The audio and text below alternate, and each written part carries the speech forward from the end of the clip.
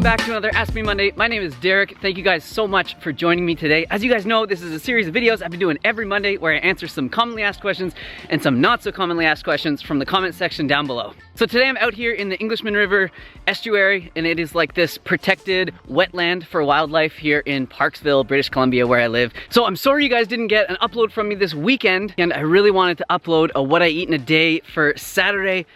But on Thursday evening, Friday morning, I started to gum down with something and it was bad. So I got some sort of stomach bug or stomach virus, and it was violent. And there've been a few other people in town that have something exactly the same as this, so I know it wasn't food poisoning. So on Thursday night, I started to feel like my stomach was hurting a little bit. Friday morning, I woke up and I still wasn't feeling the best. I noticed I was like burping a lot, which was really weird for me because I never get like gas like that comes out that way.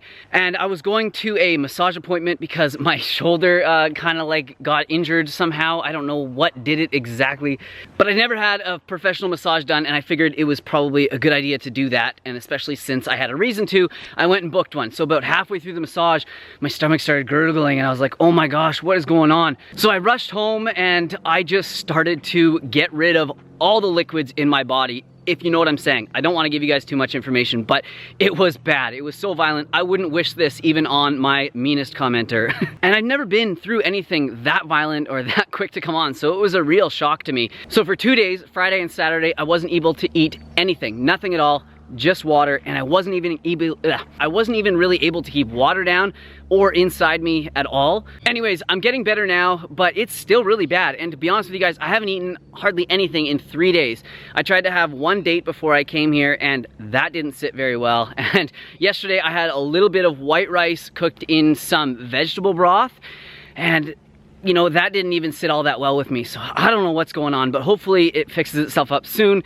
Because as you guys know, I'm going to the UK, I'm going to Bristol for the Bristol Vegfest. So that's this coming weekend, May 26th and 27th in Bristol.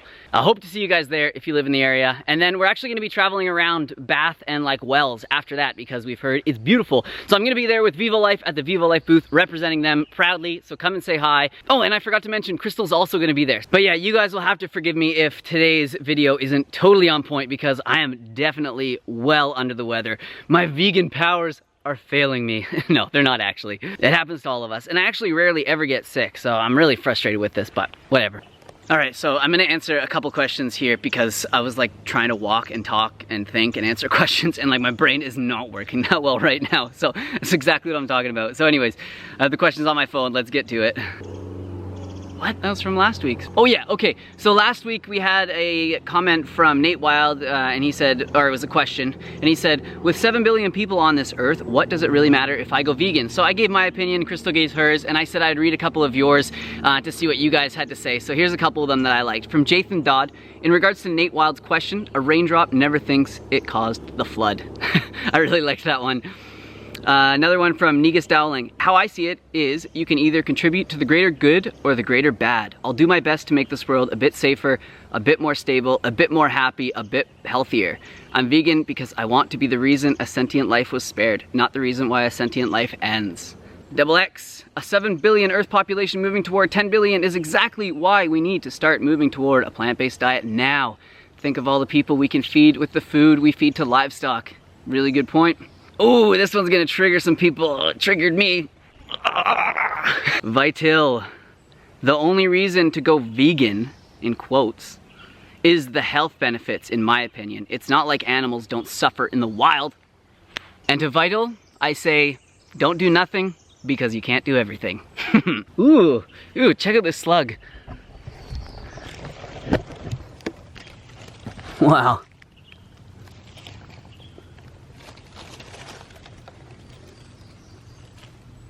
That's huge. So what do you guys think? Just because a bird might come down and eat that slug or bite into it and then leave it there suffering, is that reason enough for us to continue to eat meat and dairy and everything every day, even though we don't have to? I don't know. Let me know down below. So we've got one here from Jedi Master. Hyperkalemia can kill you. If you guys don't know what that is too much potassium in the blood. I see a shit ton of potassium in those foods. Be careful. all it takes is one dangerous heart rhythm and you can die. So he's right about arrhythmias, but can you get potassium poisoning from food? Like, can you eat too many bananas and get potassium poisoning? So for someone that's healthy, not on any medication, has regular functioning kidneys, and doesn't have any other pre-existing health conditions, no, you can't. You cannot get potassium poisoning from food. So no, there have been no reports of hyperkalemia from people that aren't on medications or who don't have pre-existing health conditions that would make them susceptible to that. And in celebration today, I went full banana.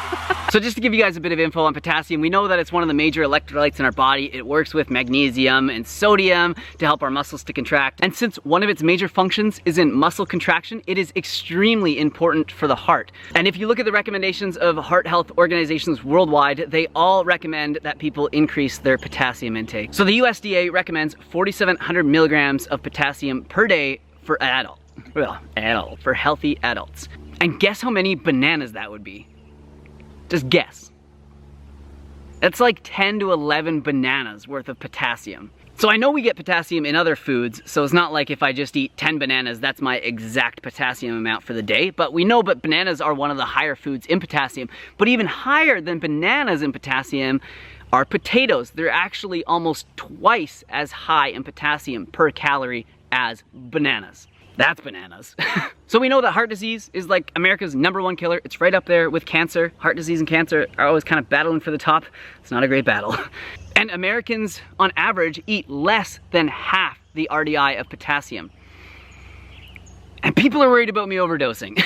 So before I came out here, I actually went digging to see if there were any reported cases of hyperkalemia from food, and there's like a few really weird ones, and they're in this scientific journal. I'll put a link to it down below if you guys are interested to check it out.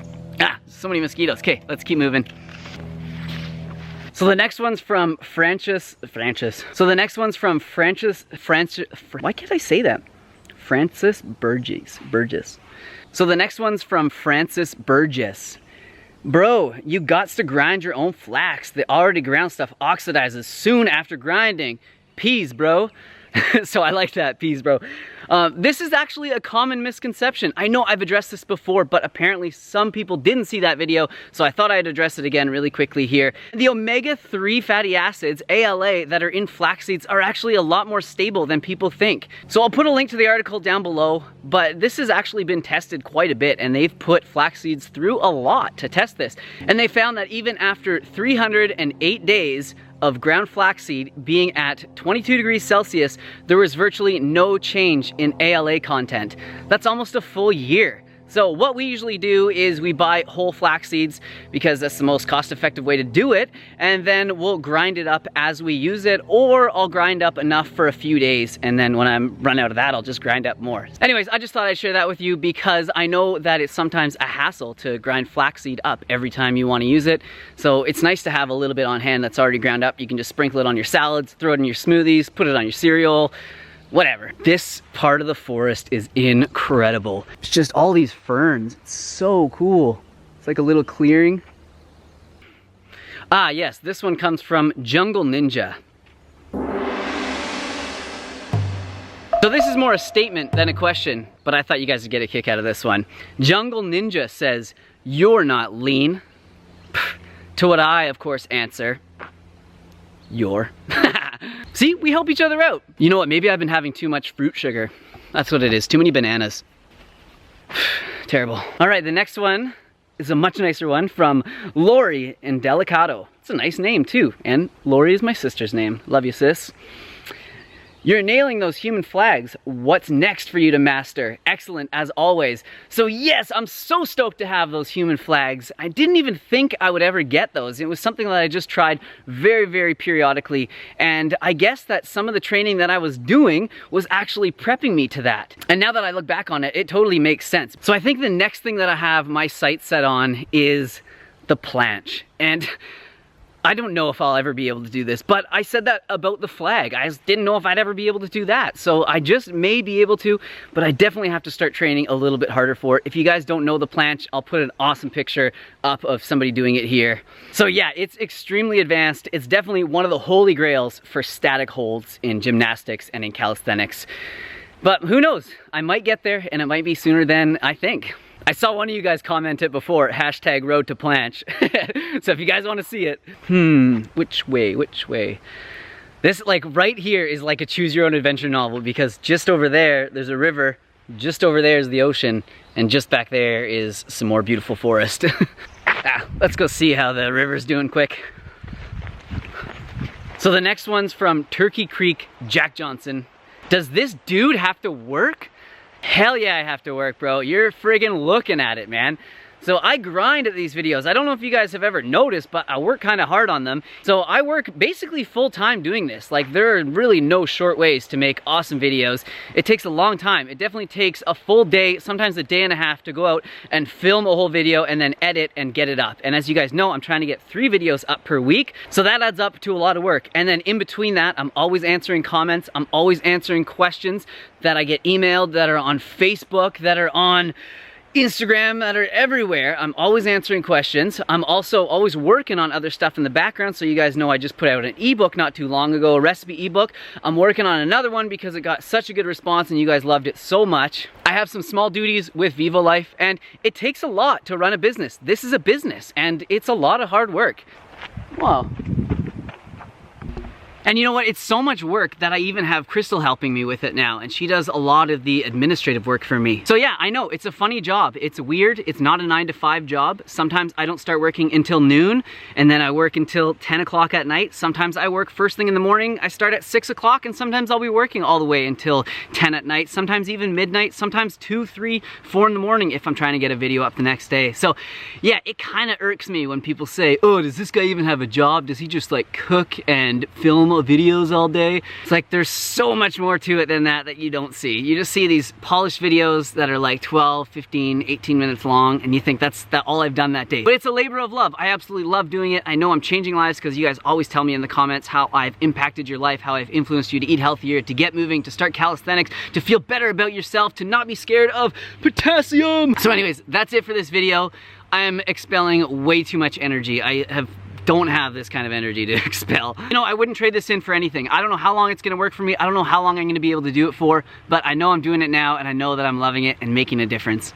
Thank you all so much for the support. I think the next videos you'll see from me are probably gonna be from the UK, so that should be pretty cool. I really wanted to film some videos this weekend, so I had some banked that I'd be able to like upload while I was away, but there was absolutely no filming getting done this weekend. So I love you all. Have a great week. Go eat some bananas or potatoes. Get some potassium in you. Be good to your heart.